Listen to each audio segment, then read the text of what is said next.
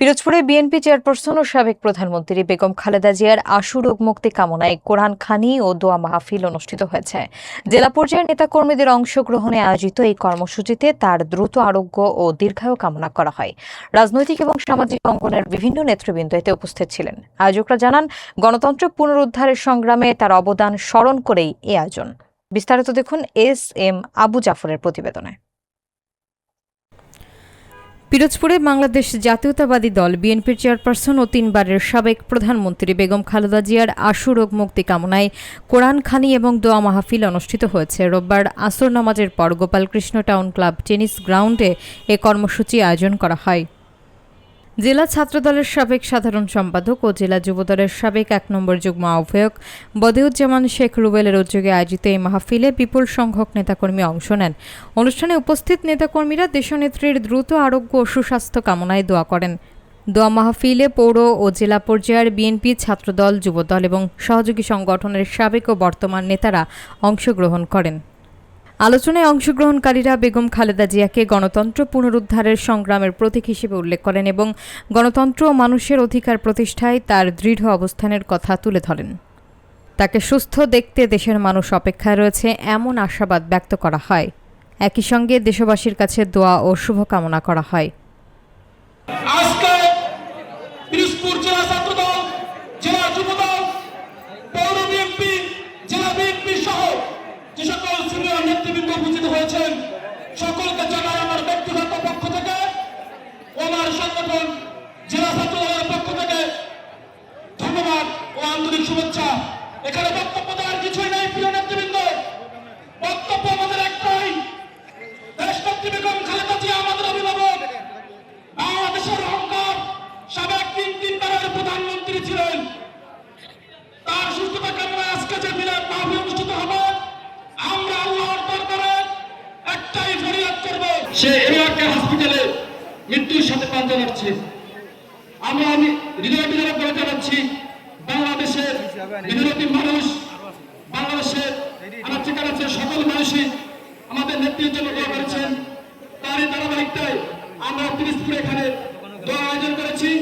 আপনার সবাই এই নেত্রীর জন্য দোয়া করবেন, যেন দেশের এই ক্রান্তি লগ্নে, জাতির এই ক্রান্তি লগ্নে আমাদের নেত্রীকে অতি প্রয়োজন, অতি প্রয়োজন।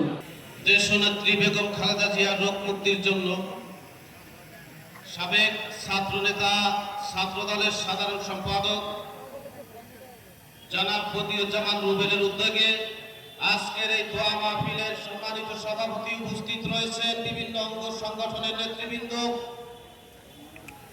আমার অন্তরস্থল থেকে সবাইকে জানাই সালাম এবং মোবারকবাদ।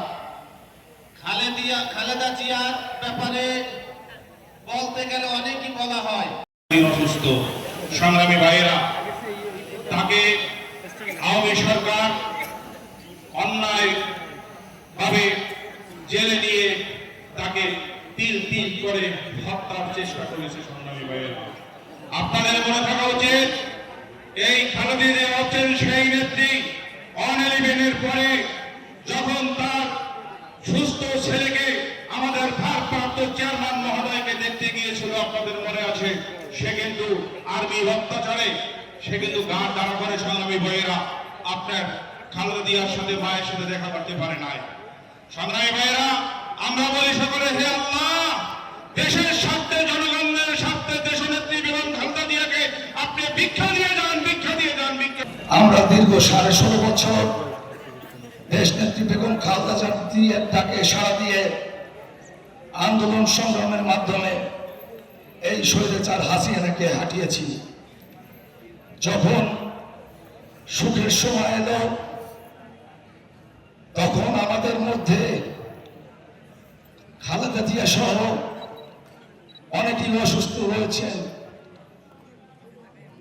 দেশনেত্রী বেগম খালেদা জিয়া ওই মুখ দেখে নিজের জীবন উৎসর্গ করতে সর্বদা রাজপথে রাজি ছিলাম। আজকে যেদিন সুদিন এলো বা সুদিনের দ্বার প্রান্তে, তখন আমার এই নেত্রী অসুস্থ। আপনাদের কাছে এবং পিরোজপুরবাসীর কাছে প্রিয় নেত্রীর জন্য দোয়া চাই। সকলে তাহাজ্জুদ নামাজে 2 রাকাত নামাজ আদায় করে হলেও প্রিয় নেত্রীর সুস্থতা ও দীর্ঘায়ু কামনার জন্য দোয়া করবেন।